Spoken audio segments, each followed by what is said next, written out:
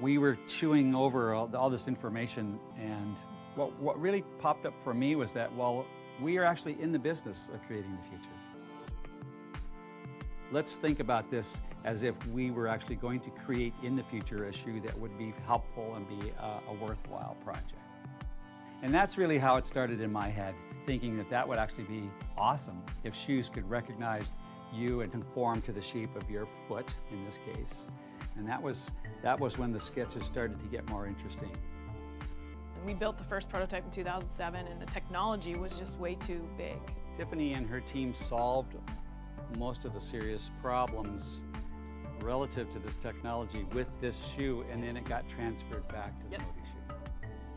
How this fit system works in this shoe is very particular, and so to do it in this shoe, we have a lot of different real estate, much smaller real estate actually, and we had to figure out how we were going to put the fit system in here and still have all the lights and everything that you still have in the shoe. I felt all along that this was an opportunity to not make any money or to show off our skills. It was actually an opportunity to make a dent in helping, with Parkinson's disease. Once you mentioned for Parkinson's, it drove me harder to make the product, make it better, make it what people were asking for, because their money was going to help fight that disease. Yeah. And that's how we then began a relationship with Michael J. Fox. That's our role to play in this world, is to be leaders and to try and do things that other people haven't done yet. Yeah, and it's a partnership with our consumers. Like, I can't wait till these launch and we see what people do with them. All I can say is it's going to blow your mind.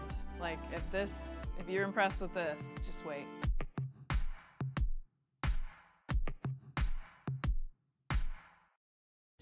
Oh man, watching this video gets me excited to see what else Nike has in store for us.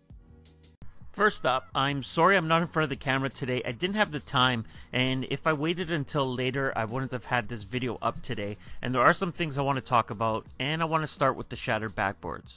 So like I've been saying, these shoes will be available in the same quantity as the Breads and Chicagos. There may be less going to your local retailers, but those additional pairs are making their way to Nike sneakers. I posted this earlier today, but the shattered backboards will no longer be available via the draw.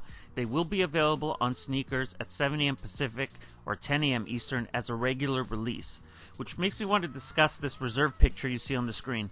I couldn't believe there are a lot of folks out there not familiar with this app and how it works, so let me explain it. Alright, so let me try explaining this. Nike has a lot of apps, but I'm not going to talk about all those. We're going to talk about sneakers and Nike Plus. You're all familiar with sneakers. It's where you buy your sneakers and your retro Jordans. It's simple.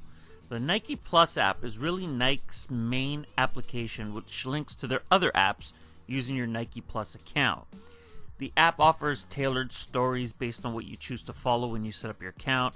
It has a shopping site where you could purchase shoes, clothing, etc. But the other cool thing about the app is they reserve you pairs sometimes. You as a buyer do not reserve the shoes. You do not ask to reserve the shoes. You don't do anything.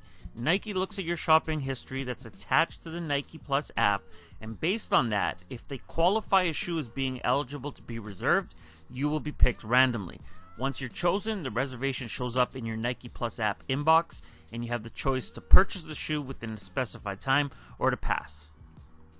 So it's official. Today Adidas announced that the Adidas Yeezy 750 Boost Chocolate is releasing and is dropping on October 15th for $350. The question I usually get is, what stores will they be available? The answer to that is I don't know yet. I don't yet have the full list, so stay tuned. You know I got you covered. But if you're in the US, check your Adidas confirmed apps now, and good luck everyone. Here's a first look at a couple upcoming Adidas Crazy explosive lows in a black, white, and triple white colorway. The shoe is a full prime knit upper that sits on top of a full-length boost, which is wrapped by a semi-translucent sole.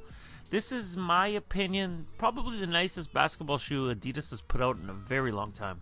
Next up, and I'm not a fan of this pair, are the Nike Kobe 11 EM Invisibility Cloak. The name and the inspiration comes from the Nike Kobe 7 Invisibility Cloak, but if you're familiar with the 7, I don't think they did a good job recreating that shoe. No exact release date is available for these, but you could expect them to drop in the next couple weeks, and pricing is $160.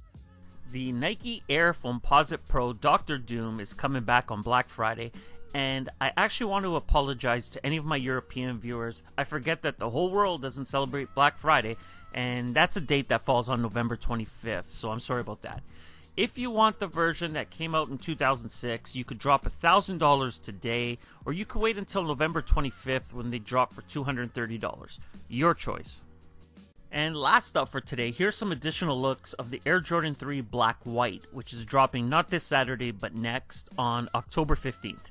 It's been a little while since we've seen a 3, and I'm looking forward to these. Anyway, if you want them, have $190 ready, because that's what they're going to cost you.